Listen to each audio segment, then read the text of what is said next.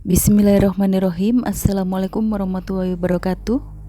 Sahabat-sahabat semuanya, Nabi Sis, beliau adalah keturunan dari Nabi Adam yang lahir tunggal dari seluruh putra-putri kembarnya. Beliau memiliki wajah yang mirip dengan Nabi Adam. Oleh Allah Subhanahu wa Ta'ala, Nabi Sis diangkat menjadi nabi karena beliau memiliki kebijaksanaan terhebat dalam sepanjang masa. Nabi Sis hidup sekitar tahun 3630 sampai dengan 2718 sebelum Masehi. Berbeda dengan manusia saat ini yang berumur paling lama 100 tahunan. Nabi Sis hidup sekitar 912 tahun, meninggal pada usia 1042 tahun. Kisah awal mulanya adalah Nabi Adam alaihissalam memiliki putra-putri sebanyak 40 orang, 20 pasang. Beberapa sumber riwayat lain mengungkapkan bahwa Nabi Adam alaihissalam mempunyai 25 orang anak. 24 orang lahir berpasangan, yaitu laki-laki dan perempuan, kecuali Nabi Sis alaihissalam sebagai anak kelima. Dilahirkan dengan sangat istimewa tanpa ada pasangannya, bahkan tanpa sel telur dari Siti Hawa dalam sebuah riwayat yang lain. Jadi meskipun menurut riwayat ini ada 13 orang putra laki-laki Nabi Adam dan ada 12 orang perempuan. Putra-putri Nabi Adam alaihissalam konon menurut sebuah riwayat dilahirkan berurutan. Laki-laki perempuan, perempuan laki-laki, laki-laki perempuan, perempuan laki-laki, laki-laki perempuan, perempuan laki-laki, dan begitu seterusnya. Urutan putra-putri Nabi Adam masih belum dipastikan dengan baik. Hanya ada riwayat yang mengatakan bahwa Habil adalah putra keempat dan Nabi Sis adalah putra kelima yang menikah dengan adiknya Zuro, putra atau putri keenam Nabi Adam alaihissalam. Qabil dan Habil adalah dua putra Nabi Adam yang namanya disebut-sebut dalam Al-Quran. Qabil menolak dengan labuza dan membunuh Habil. Inilah yang disebut sebagai peristiwa pembunuhan manusia yang pertama kalinya. Nabi Sis alaihissalam menikah dengan adiknya yang nomor 6, yaitu Hazuroh, yang pasangannya meninggal sewaktu dilahirkan. Nabi Sis alaihissalam mempunyai anak setelah berumur 105 tahun dan usianya mencapai 1402 tahun. Nabi Sis alaihissalam lahir 5 tahun setelah Habil, yang mana Habil adalah anak nomor 4. Riwayat lain mengatakan bahwa adik Nabi Sis yang dilahirkan tidak berpasangan, hanya wanita saja, adalah Siti Hunun. Ketika Hawa melahirkan pasangan kembar yang kelima, Nabi Adam menetapkan aturan perkawinan bahwa anak laki-laki yang tampan harus menikah dengan anak perempuan yang tidak cantik, sedangkan anak laki-laki yang tidak tampan harus menikah dengan anak perempuan yang cantik. Karena setiap Hawa melahirkan selalu kembar dua, sehabis kembar cantik dan kembar tampan, kemudian kembar tidak cantik dan kembar tidak tampan. Dengan demikian menurut aturan ini dipastikan bahwa tak seorang anak pun yang bisa menikahi kembarannya. Pada tahap ini, iblis yang telah menyebabkan mereka dilempar dari surga menyiapkan sebuah rencana baru. Ia mencoba lagi mengganggu Adam dan Hawa, tetapi tidak bisa melakukannya dengan cara yang sama seperti ia telah melakukannya di surga, sebab alam mereka telah berubah. Adam dan Hawa adalah makhluk fisik, jasmani, kasar, sedangkan iblis sendiri adalah makhluk non-fisik, alias rohani ataupun makhluk halus. Iblis kemudian memasuki hati Siti Hawa dan berbisik kepadanya agar memberontak melawan terhadap aturan perkawinan Adam dengan menentang dan mengesankan sebagai aturan yang keras, yaitu putranya yang tampan juga harus menikah dengan putrinya yang cantik, dan putra yang tidak tampan juga harus menikah dengan putrinya yang tidak cantik. Untuk mendukung pernyataan mereka, Adam dan Hawa masing-masing mengklaim berhak atas anak-anak mereka, dan oleh karena itu juga berhak untuk menetapkan peraturan perkawinan. Masing-masing bersikukuh bahwa anak-anak tersebut berasal dari badannya masing-masing. Menurut Adam dari sperma beliau dan menurut Hawa dari indung telur beliau. Untuk memecahkan masalah tersebut, akhirnya mereka sepakat menuangkan kedua unsur tersebut, sperma dan sel telur, ke dalam sebuah bejana yang berbeda untuk memohon bimbingan kepada Tuhan. Suatu hari setelah berdoa, muncul angin yang sangat kencang menerbangkan bejana Siti Hawa. Ketika itu Nabi Adam berusia 160 tahun. Dalam bejananya berkembanglah seorang bayi laki-laki yang manis. Mereka kemudian faham bahwa semua yang terjadi adalah kehendak Tuhan Allah Subhanahu wa Ta'ala. Lalu mereka menamakan bayi tersebut Sis. Sejak saat itu, peraturan Nabi Adam berlaku keseluruhan populasi manusia di dunia. Oleh karena itu, turun dari Nabi Adam sampai turun-turun ke anaknya, kecuali Hunun yang tidak menikah, sebab Hunun melahir tidak dengan kembaran, termasuk Sis yang mendapatkan istrinya dengan cara yang berbeda. Gagal menggoda Siti Hawa, iblis tidak berhenti sampai di situ. Ia beralih kepada anak-anak Nabi Adam. Sebagai hasil usahanya, di luar dari 40 perkawinan antara anak-anak Adam, ada 3 pasang yang memilih menentang aturan tersebut dan menikahi pasangan kembar mereka.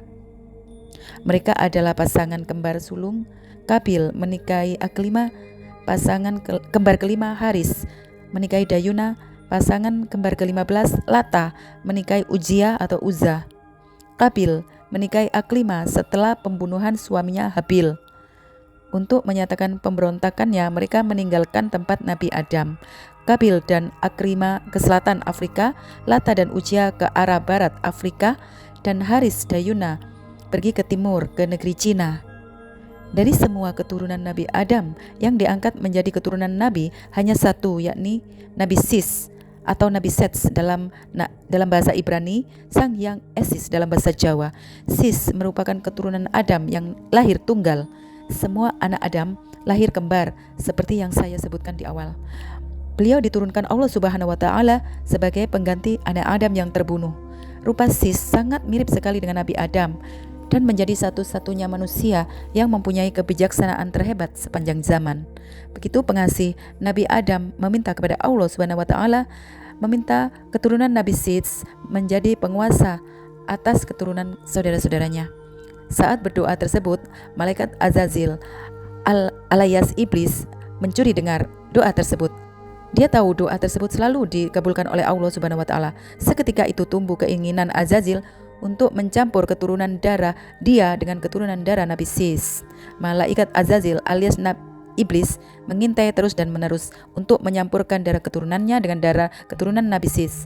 Maka ketika Nabi Sis menikah dengan Dewi Mulat suatu saat disirap dan diambil oleh Azazil. Lalu keberadaannya digantikan putrinya Dewi Delaja yang telah beralih rupa menjadi Dewi Mulat. Setelah dibuahi, malaikat Azazil langsung mengangkat Dewi Delaja dan mengembalikan Dewi Mulat. Pada suatu pagi, Dewi Mulat melahirkan 2 anak, satu berwujud laki-laki normal dan satu berupa cahaya berkilauan kasat mata. Sore harinya, Dewi Delajah juga melahirkan wujudnya berupa gumpalan darah yang berkilauan. Oleh Azazil, gumpalan darah berkilauan itu disatukan cahaya berkilauan anak Dewi Mulat. Dari hasil penggabungan tersebut, muncullah seorang anak laki-laki yang ganteng. Anak Dewi Mulat diberi nama Sayyid Anwas, sedangkan campuran Dewi Mulat dan Dewi Delajah diberi nama Sayyid Anwar. Sayyid Anwas dan Sayyid Anwar mempunyai rupa yang sangat tampan. Sayyid Anwas dilindungi oleh Adam, sedangkan Sayyid Anwar berada dalam naungan Azazil. Sebagai keturunan yang terberkati, keduanya memiliki kemampuan yang sama-sama hebat. Bedanya, Sayyid Anwas gemar mempelajari agama, sedangkan Sayyid Anwar gemar tirakat dan bertapa. Ketika Sayyid Anwar dewasa, dia bertanya kepada Dewi Delajah tentang siapa ayahnya. Maka diberitahulah Sayyid Anwar tersebut bahwa dia merupakan keturunan Nabi Sis. Pada Dewi Delajah dan Azazil, Sayyid Anwar berpamitan untuk menjumpai ayahnya. Ketika berjumpa Nabi Sis, terkejutlah sang ayah.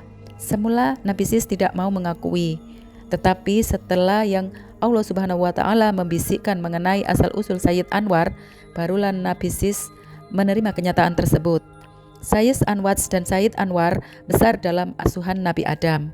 Ketika melihat Sayyid Anwas dan Sayyid Anwar melihat mereka, Nabi Adam tahu kelak Sayyid Anwas melahirkan keturunan-keturunan yang mempertahankan agama dan Sayyid Anwar menurunkan keturunan-keturunan yang menghancurkan agama.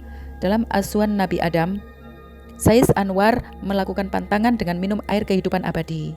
Mengetahui itu, Nabi Adam marah besar lalu mengusir Sayyid Anwar.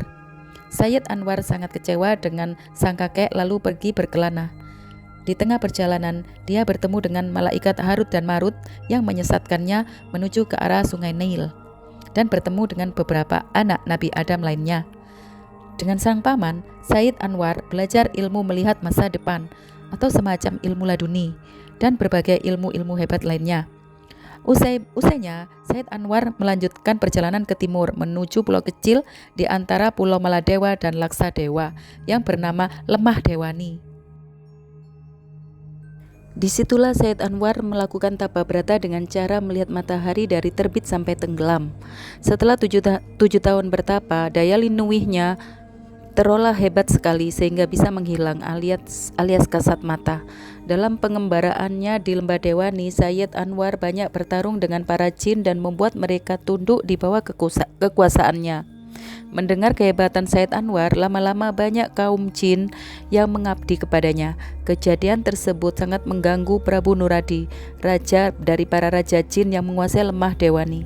Prabu Nuradi melabrak Said Anwar dan mengajaknya bertarung. Dalam pertarungan tersebut dia kalah dan tunduk pada kekuasaan Said Anwar. Prabu Nuradi pun memilih turun tahta lalu mengangkat Said Anwar menjadi raja dari raja para jin dan menyerahkan putrinya menjadi istrinya. Ketika menjadi raja jin, Said Anwar mendapat gelar Prabu Nurasa. Prabu Nurasa yang telah memiliki kehidupan abadi kemudian tinggal di tempat tinggi dan meminta izin pada Yang Maha Kuasa untuk mengangkat dirinya sebagai Yang Maha Kuasa semesta alam. Yang Maha Kuasa mengabulkan dan membiarkan dia murtad dari ajaran Nabi Adam. Ketika menjadi raja, Lemah Dewani dirubah menjadi nama Tanah Jawi. Dari dia lahirlah keturunan yang menjadi asal mula dewa dari Tanah Jawa. Di lain pihak, Said Anwar dalam asuhan Nabi Adam dalam turunannya kemudian menjadi manusia terpilih mulai Nabi Idris, Nabi Ibrahim, Nabi Musa, Isa sampai dengan Nabi Muhammad. Said Anwar juga menumbuhkan suku-suku superior seperti bangsa-bangsa Israel, bangsa Arab, bangsa Arya, bangsa Aryan, bangsa Mu, bangsa Su, dan bangsa-bangsa lainnya. Di lain pihak, keturunan Said Anwar dapat berkat dari Nabi Adam juga melahirkan bangsa-bangsa besar pada masa kerajaan Jawi. Tidak sedikit raja-raja Jawi keturunan Said Anwar yang menguasai bangsa-bangsa lain di seluruh bumi.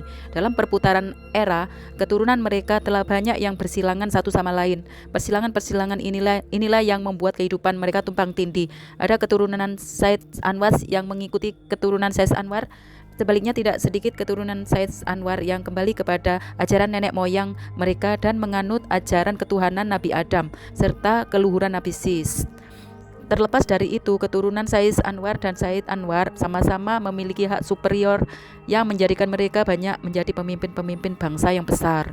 Dikisahkan cucu Said Anwar yang bernama Sang Hyang Wenang. Sang Hyang Wenang adalah seorang dewa senior dalam tradisi pewayangan Jawi. Ia dianggap sebagai leluhur Batara Guru, pemimpin Kahyangan Swaralaya. Ia sendiri tinggal di Kahyangan Awang-Awang Kumitir. Kisah kehidupan Sang Hyang Wenang diangkat dalam pentas pewayangan antara lain bersumber di Serat Brahmayuda yang disusun oleh Ronggowarsito. Serat Brahmayoga merupakan serat bahasa Jawa yang merupakan perpaduan Islam dan Jawi. Tokoh Sang Hyang Wenang disebut sebagai leluhur Dewa Mahabharata yang sekaligus keturunan Nabi Adam. Sang Hyang Wenang merupakan putra Sang Hyang Nurasa, putra Sang Hyang Nurcahya, putra dari Nabi Sits, putra dari Nabi Adam alaihissalam. Ia memiliki seorang kakak bernama Sang Hyang Dharmajaka dan seorang adik Sang Hyang Pramawisesa. Setelah dewasa, Sang Hyang Wenang mewarisi tahta Kahyangan Pulau Dewa dari ayahnya. Kahyangan ini konon sekarang berada di Maladewa di sebelah barat India. Sang Hyang Wenang dipuja bagaikan Tuhan oleh para penduduk pulau tersebut yang saat itu kebanyakan dari bangsa jin. Hal ini didengar oleh Nabi Sulaiman, pemimpin Bani Israel. Para pengikut Nabi Sulaiman mendesak beliau untuk diberi hukuman. Nabi Sulaiman pun mengirim panglimanya yang bernama Jin Sakor untuk menyerang pulau tersebut. Jin Sakor sudah tiba di tujuan, tapi dia dikalahkan oleh Sang Hyang Wenang. Jin Sakor lalu mempelajari asal-usul kekuatan tersebut, yaitu cincin pemberian Tuhan. Jin Sakor mencuri cincin tersebut dan kembali ke Pulau Maladewa. Namun cincin itu jatuh tercebur ke dasar laut. Nabi Sulaiman jatuh sakit setelah kehilangan cincinnya. Berkat doanya yang tekun, ia pun memperoleh kesembuhan. Pulau Dewa, tempat Sang Hyang Wenang dipasangin tumbal sehingga meledak dan hancur berkeping-keping sehingga menjadi benua yang kecil-kecil. Sang Hyang Wenang sendiri sampai mengungsi ke dasar laut. Beberapa tahun kemudian, setelah Nabi Sulaiman meninggal, Sang Hyang Wenang pun kembali dan membangun kahyangan yang baru di Gunung Tengguru. Setelah sekian tahun lamanya, Sang Hyang Wenang mewariskan tahtanya kepada putranya yang bernama Sang Hyang Tunggal. Setelah itu ia sendiri juga manunggal, moksa bersatu ke dalam putranya tersebut. Meskipun Sang Hyang Wenang bersatu ke dalam diri Sang Hyang Tunggal, namun para dalang dalam pementasan pewayangan masih tetap memunculkan Sang Hyang Wenang dalam lakon-lakon tertentu. Hal ini dimungkinkan karena setelah bersatu dengan ayahnya, Sang Hyang Wenang Tunggal tetap memakai nama ayahnya, yaitu Sang Hyang Wenang, sebagai nama julukannya. Cicit Sang Hyang Wenang yang bernama Brahma asal muasal orang Jawa, padahal Brahma adalah cicit dari Sang Hyang Wenang yang merupakan jalur dari Sayyid Anwar, cucu Nabi Adam alaihissalam. Ada pertanyaan besar, apakah Pulau Jawa merupakan keturunan dari Siti Saro? Karena dalam mitologi Jawa, istri Brahma adalah Saraswati. Di dalam kitab Al-Kamil Fitareh, tulisan Ibnu Athir menuliskan bahwa Bani Jawi yang di dalamnya bangsa Sunda, Jawa, Bugis, dan lain-lain adalah keturunan Nabi Ibrahim. Bani Jawi sebagai keturunan Nabi Ibrahim semakin nyata ketika baru-baru ini dari penelitian seseorang profesional Universitas di Kebangsaan Malaysia diperoleh data bahwa DNA Melayu terdapat 27% varian Mediterranean, yang mana merupakan DNA bangsa-bangsa Eurosemitik. Varian Mediterranean sendiri ada di DNA keturunan Nabi Ibrahim yang lain, seperti pada bangsa Arab dan bangsa Bani Israel. Sekilas dari beberapa pernyataan tersebut, sepertinya terdapat perbedaan yang sangat mendasar. Akan tetapi, setelah melalui penelusuran yang lebih mendalam, diperoleh fakta bahwa mitologi Jawa identik dengan nama Nabi Ibrahim. Mitos atau legenda kadang merupakan peristiwa sejarah otentik. Akan tetapi, peristiwa sejarah tersebut kabur setelah peristiwanya dilebih-lebihkan oleh orang. Mitos Brahma sebagai leluhur bangsa di Nusantara boleh jadi merupakan peristiwa sejarah, yakni mengenai kedatangan Nabi Ibrahim untuk berdakwah, di mana kemudian beliau beristrikan Siti Konturo yang kelak menjadi leluhur Bani Jawi, Melayu atau Dutro. Dan kita telah sama paham bahwa Nabi Ibrahim berasal dari nama Ibria. Ibria berasal dari Ain Ba Ro Abaro yang berarti menyeberang. Nama Ibrahim Alif Ba Ro Ha Ya Mim merupakan asal dari nama Brahma. Beberapa fakta yang menunjukkan Brahma yang terdapat dalam mitologi Jawi adalah Nabi Ibrahim. Di antaranya, Nabi Ibrahim memiliki istri bernama Saro, sedangkan Brahma pasangannya bernama Saraswati. Nabi Ibrahim hampir mengorbankan anaknya yang bernama Suaib, sedangkan Brahma Atarfa mengorbankan anaknya. Brahma adalah perlambangan monoteisme, yaitu keyakinan terhadap Tuhan yang Maha Esa. Sedangkan Ibrahim adalah Rasul yang mengajarkan keesaan kepada Allah Subhanahu wa Ta'ala. Bukti tersebut menyatakan tidak ada rupa kepada Tuhan. Dia tidak dilahirkan, dia yang berhak disembah. Menyatakan bahwa Tuhan tidak berbentuk dan dia adalah suci. Menyatakan bahwa sungguh Tuhan itu maha besar. Menyatakan bahwa tidak ada rupa bagi Tuhan. Menyebutkan kami tidak menyembah kecuali Tuhan yang satu, menyebutkan sembahlah dia aja Tuhan yang sesungguhnya, hanya ada satu Tuhan, tidak ada yang kedua, Tuhan yang tidak terbilang sama sekali. Ajaran monoteisme di dalam Weda pada mulanya berasal dari Brahma. Jadi makna awal dari Brahma bukanlah pencipta, melainkan pembawa ajaran dari yang maha pencipta.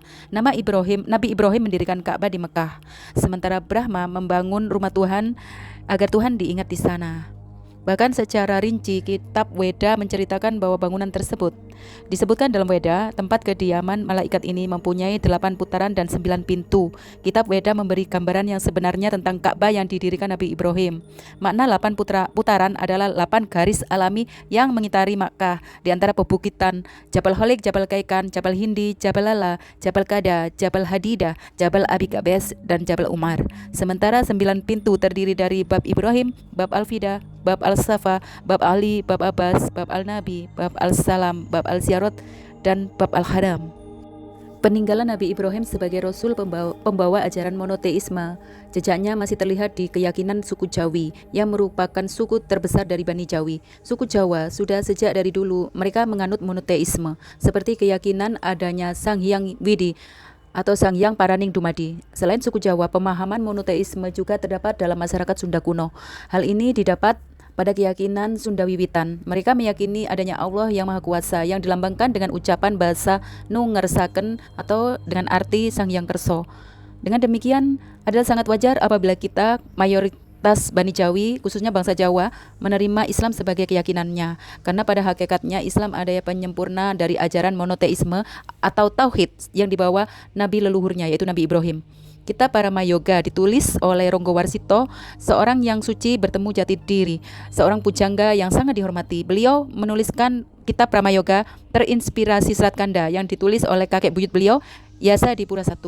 Paramayoga menyebutkan bahwa Nabi Adam memiliki anak 40 pasang kembar dampit, ditambah 2 yang tidak lahir secara tidak kembar, yang laki-laki Sayyidinya Sis, yang perempuan Siti Hanun. Dalam Kitab Sara disebutkan Sang Hyang Sita, Anwas Nasa dalam Kitab Sara kepada cucunya yang berwujud laki-laki yang bernama Dewi Mulat Anwar Nara dalam Kitab Sara. Apakah Sayyid Anwar jalur asal nenek moyang orang Jawa? Nabi Adam alaihissalam yang berputra Nabi Sis dalam mitologi Jawa mempunyai putra Nabi Sis menurunkan Sayyid Anwar dan Sayyid Anwar. Sayyid Anwar mengubah namanya menjadi Sang Hyang Nur Cahya setelah berhasil memasuki alam Dwipantara. Putranya kemudian bernama Sang Hyang Nurasa. Sang Hyang Nurasa kemudian menurunkan Sang Hyang Wenang yang menurunkan Sang Hyang Tunggal, dan Sang Hyang Tunggal menurunkan Batara Guru yang menurunkan Batara Brahma, atau nama lain adalah Sri Maharaja Sunda yang bermukim di Gunung Mahera.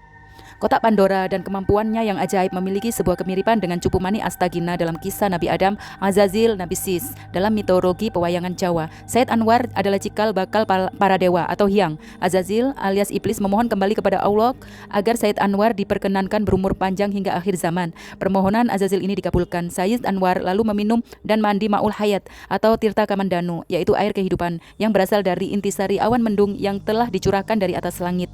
Oleh Ajajir, Tirta Kamandanu itu ditampung ke dalam Cupu Mani Astagina milik Nabi Adam dahulu yang terhempas badai. Agar Tirta Kamandanu tidak pernah habis secara ajaib di dalam Cupu Mani Astagina, Azazil alias iblis menganugerahkan cupu tersebut kepada Sayyid Anwar, dan atas kodrat Allah Sayyid Anwar dipertemukan dengan pohon Riwan atau pohon kehidupan Lata Mausadi Kalpataru Oyot Minang yang sedang ngarang gugur daun-daunnya.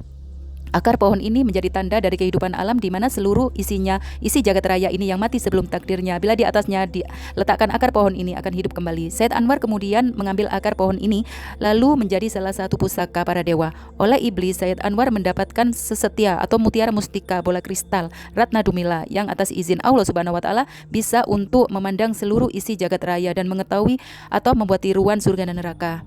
Kemudian Sayyid Anwar diberi pelajaran ilmu pengetahuan kesaktian oleh Azazil, di antaranya ilmu Pangiwo, ilmu Patraping Panitisan, yaitu ilmu menitis atau yang disebut reinkarnasi, ilmu mancing surupin pecah, ilmu cakra panggilingan, yaitu ilmu menguasai perjalanan waktu, yaitu ilmu jangka yang akan datang, kejadian-kejadian yang akan datang.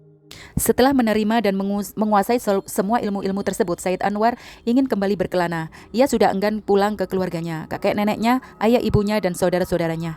Ia merasa tidak bisa hidup berdampingan dengan mereka, maka iblis menyarankan untuk tinggal di Jazirat Ngariat atau Pulau Malwadewa. Di tempat itu, Sayyid Anwar disuruh bertapa di puncak gunung dengan cara mengikuti perjalanan matahari.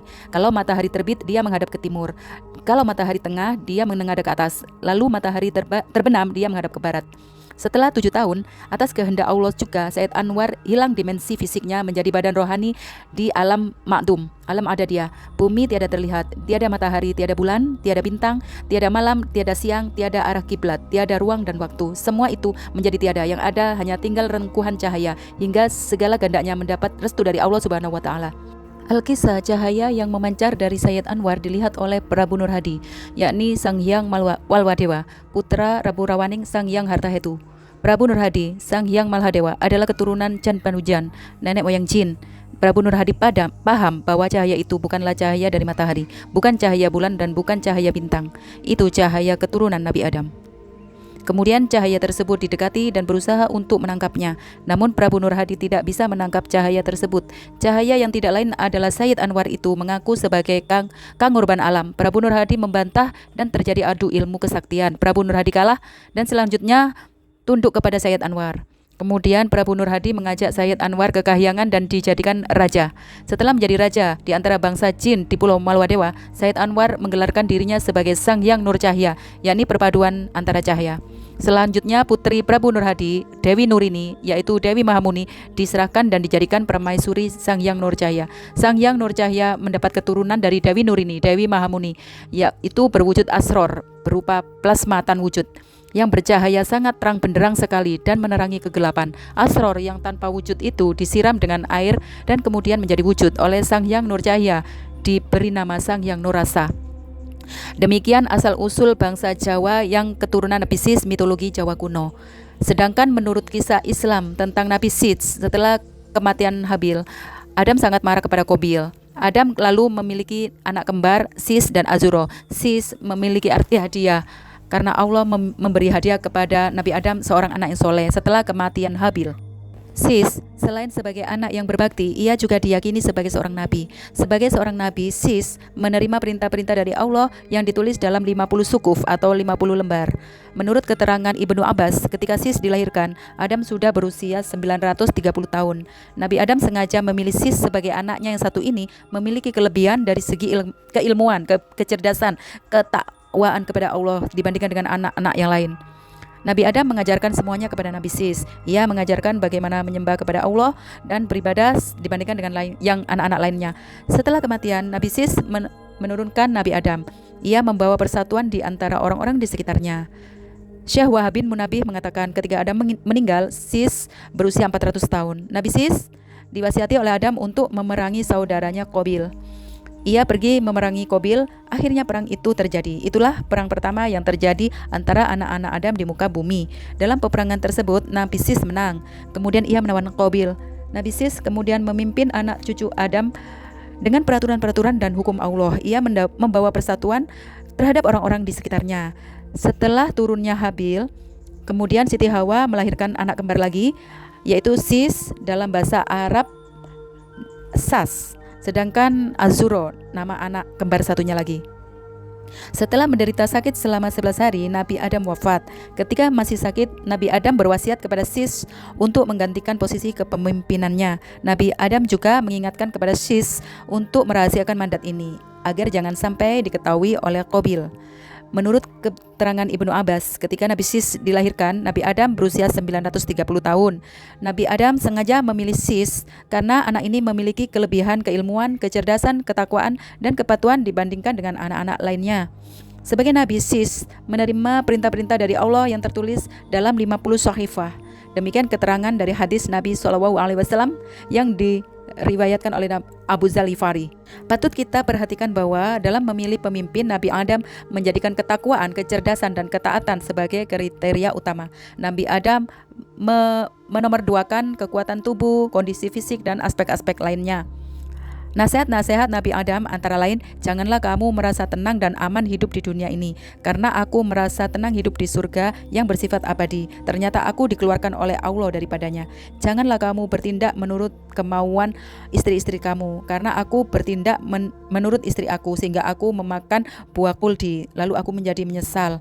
Setiap perbuatan yang kamu lakukan, renungkan terlebih dahulu akibat-akibatnya. Seandainya aku merenungkan akibat itu, tentu aku tidak tertimpa musibah seperti itu. Ketika hatimu merasa kegamangan, maka tinggalkan. Karena ketika aku hendak makan syajaroh, hatiku was-was, tetapi aku tidak menghiraukannya, sehingga aku benar-benar menemui penyesalan. Bermusyawarahlah mengenai sesuatu perkara, karena seandainya aku musyawarah dengan malaikat, tentu aku tidak akan tertimpa musibah seperti ini. Wahab bin Munabih mengatakan ketika Nabi Adam meninggal, Nabi Sis berusia 400 tahun. Dia diberi tabut, tali, pedang, dan kuda yang bernama Maimun yang diturunkan kepadanya dari surga. Apabila kuda itu merintih, maka semua binatang melata mengucapkan tasbih. Sis dinyatakan memerangi Qabil, dan akhirnya perang itu terjadi. Itulah perang pertama yang terjadi antar umat manusia di bumi. Dalam pertempuran itu Sis menang dan ia melawan Qabil. Qabil berkata, "Wahai Sis, jagalah persaudaraan di antara kita." Sis berkata, "Mengapa engkau sendiri tidak menjaganya? Engkau telah membunuh saudaramu Habil." Kemudian Qabil ditawan oleh Sis. Kedua tangannya dibelenggu di atas pundak. Lalu dia ditahan di atas permukaan tanah yang panas sampai meninggal. Anak-anaknya mau menguburkan, tetapi iblis berkata, "Jangan dikubur di dalam bumi." Iblis membawa dua batu yang dilubangi. Dia menyuruh memasukkan Qabil di ruang antara batu itu, memakaikannya dengan pakaian yang indah dan ramuan-ramuan wewangian sehingga ia tidak kering. Lalu iblis menyuruh mereka menyimpan di rumah dan diletakkan di atas kursi yang terbuat dari emas, dan memerintahkan semua orang untuk menyembah kepadanya dan bersujud sebanyak 3 kali. Iblis menyuruh mereka untuk merayakan upacara setiap tahun untuknya dan berkumpul di sekitarnya. Kemudian iblis mewakilkan hal-hal ini kepada setan. Setan itulah yang berkomunikasi dengan manusia, sehingga manusia terus-menerus bersujud kepada Qabil. Sementara Nabi Sis setelah tugasnya selesai berperang, ia pulang ke negeri Hindi dan kembali ke sana sebagai juru pemutus yang adil di antara para manusia. Wahabi bin Wahabi, Hawa meninggal pada zaman Nabi Sis. Hawa tidak hidup lama setelah Adam meninggal, ia hidup setahun saja. Ia meninggal hari Jumat ketika waktu dia diciptakan. Adam dan Hawa dikuburkan di tempat yang dekat. Setelah itu, Allah menurunkan 50 sohifah kepada Sis. Ialah yang mengeluarkan kata-kata hikmah. Dia yang pertama kali melakukan transaksi emas dan perak, dan ia orang pertama kali yang memperkenalkan jual beli dan membuat timbangan dan membuat takaran dan menggali tambang-tambang di dalam bumi. Selanjutnya Sis memiliki seorang anak bernama Anus. Di kening Sis terdapat cahaya Shallallahu alaihi Nabi Nur Muhammad dan pindah ke Anus. Setelah lahir dia pindah ke keningnya. Sis tahu bahwa ajarannya sudah dekat. Dia melihat rambut-rambut yang ada padanya memutih. Pada tahun itu Sis meninggal dalam umur 900 tahun. Wahabi bin Munabi mengatakan setelah Sis meninggal, ia digantikan dengan Anus anaknya. Sis menyerahkan tabut, tali, syuhuf, dan cincin kepada Anus. Anus berperilaku sangat baik dan melakukan perlakuan yang baik. Lalu dia mempunyai seorang anak. Setelah anak itu lahir, cahaya Nur Muhammad pindah ke wajahnya. Anak tersebut diberi nama Toyinan. Anus melakukan kebiasaan baiknya sampai dia meninggal dunia. Sebelum meninggal, ia menyerahkan tabut tersebut ke anaknya. Ia memberi wasiat menggantikan dia ke anaknya. Setelah Toyinan dijadikan pemimpin setelah bapaknya, ia muncul di antara manusia dengan adil, menjalankan sesuatu yang adil. Lalu dia menikah dengan Utnuk. Dari pernikahan tersebut, Utnuk mengandung seorang laki-laki, diberi nama Mahdaila, dan cahaya Muhammad SAW pindah ke keningnya. Setelah Koinan meninggal dunia, maka dia serahkan tabut suhuf kepada anaknya dan mengangkatnya sebagai penggantinya. Berikutnya Mahlaila meninggal dan cahaya tersebut masuk ke anaknya, Yarid. Yarid pun berpindah, cahaya tersebut turun ke Yahnut dan kemudian diberi nama Idris. Demikianlah asal usul Bani Jawi. Semoga bermanfaat, semoga dijadikan pelajaran untuk kita semuanya.